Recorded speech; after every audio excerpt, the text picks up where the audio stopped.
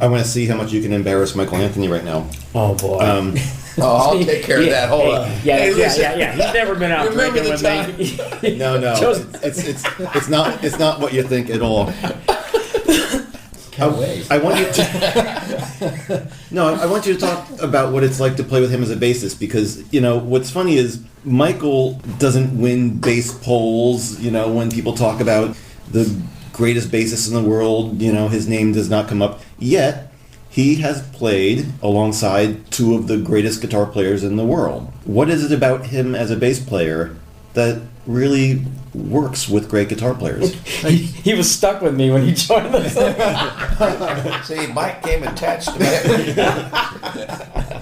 Well, he's fucking great. There you go. That's about it. I mean, I can wax. I have great stories that are great in my mind, because they're these little, private moments in the studio, or like when we're recording, or when I'm overdubbing and I'm just focusing on it and I'm going, push up Mike's fader, let me hear exactly what he's doing there. And you go, wow, listen to that. Mm-hmm. And then you get to play off of it, and it's like jumping on the biggest wave. You're at Mavericks and you're riding the big wave, and there he is, he's plowing through the tune. Right. He's got all this great stuff. He's always, and we didn't really talk about these things. I'd email him a demo, or part of a song. We'd write, as Sam said, in the studio, and then we'd record what we just wrote. So everyone was sort of doing their thing. Everyone was getting a little bit of theirs, right? Yeah. On every song. And then, as we went home and we'd start listening to what we'd recorded, we'd start noticing what the other guy did, and you'd be like, wow, listen to that. Look what I get to work with.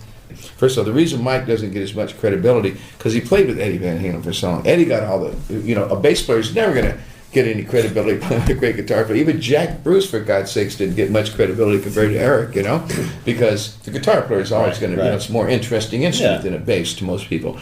But Mike is the fastest learner, and guys like Eddie and Joe that can play these tricky things and these crazy lines where you got to, that I can't even hardly play on guitar. I'd sit and say, Mike learns them like that. Show them to him once, it's done. Joe's not in there going, no, it goes like this. No, it goes like this. No, you just say, here's the sign. Dun, dun, dun, dun, dun, dun, dun. And Mike goes, dun, dun, dun, okay, next. Boom. The fastest learning sucker on the planet, this guy right here. That's his forte. He can play with anybody. He can play with jazz guys, anybody, because he can learn that shit so fast that he doesn't hold up the game. What I noticed was there was more of a elasticity in your parts on this record than in past Van Halen albums. Well, I think for me it was just basically the fact of playing with Joe and playing with Chad. Right. Because Chad, first and foremost, my thing, when I think about it, like when Joe goes off, does a solo, whatever, is I want to lock in with Chad and build a nice big, rhythmic foundation, so that, I try to fill all the holes so that Joe can go off and just do whatever he wants to do. But just between the two of them, it altered the way that I played a lot of stuff, that I looked at the way I played a lot of it. Specifically, how did you approach playing with Chad, though? I mean, I like the funk. Yeah. And I locked in with Chad on a lot of that stuff, and actually Chad and I, more than, even like Joe said, that we would talk about it, Chad and I would be talking all the time, going, yeah, well, why don't we try, we'll do this hit there, and I go, yeah, Chad, you're doing this little bop, bop, bop type thing there, I'm going to do this here, and, or I'm going to do this with you right there, and, to me that's really important, to lock in like that rhythmically, with Chad. Like you said, he's a funk drummer, but man, when he's some of that element, I mean... He's a closet rock guy. So, I mean, he was playing funk in the band he was in. It's the kind of band they were. You got a guy like Flea, who probably had a lot to do with a lot of the songs, styles, and he's from Detroit, for God's sakes. You know what I mean? He's really can play the hell out of funk, but he's really a rocker. Oh, yeah. Every time Chad came to Cabo and we'd jump up on stage, my band, my bass player, Mona, would be like... hey, let's do some James Brown. Chad's up here, right? And Chad go, fuck you, I want to rock.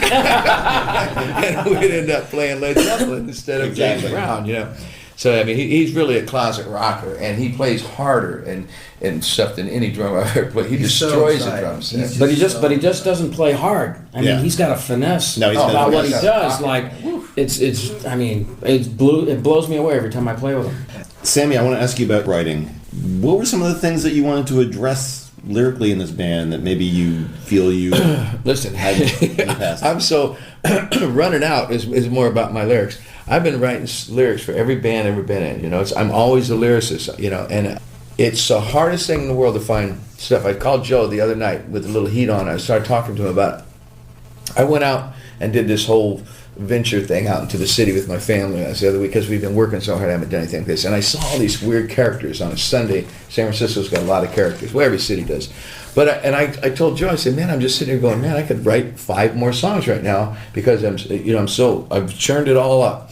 You know, I'm not educated. You know, I don't have a degree in literature or in poetry or any of that kind of stuff. And I came up with the whole thing just the other day. Exactly. I'm glad you asked this question because I write lyrics about real life experiences. Mm-hmm. And if I lock myself in a room somewhere, I will dry up. I always need to go out and get in the world. I need to go to bars and get in fist fights, whatever it takes, you know. I need to, you know. You don't really get into fist fights. Well, if I had to.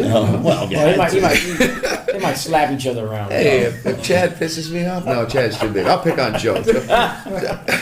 But it's funny. I write more about my real life experiences, and this album is full of them. I think it's the best lyrics, and it's the only reason why I can still write lyrics at this stage of the game after writing as many songs as I've written, is partly because the music Joe brings was very inspiring, and the second thing is because I've learned that as long as I keep having life experiences, I can write lyrics. I'm not going to burn out. To me, that's because that's what I write about, right? Yeah. So you meet a new guy, you meet a new girl, you get a new dog, you go for a walk, you see something, you write about it. And my kind of girl, about a single mom. I have a 12-year-old daughter and a 7-year-old daughter, and they're in school. Half their friends, their moms bring them up, or their dads bring them up because they got them for the weekend because everybody's single. I'm thinking, man, these single moms out there. And I called Joe. I said, hey, this song's going to be about a single mom. You know, I said, my kind of girl. Well, who is that? Well, I feel sorry for single moms. It's a tough damn gig, you know. So I nailed it for them. So that's for all the single moms in the world.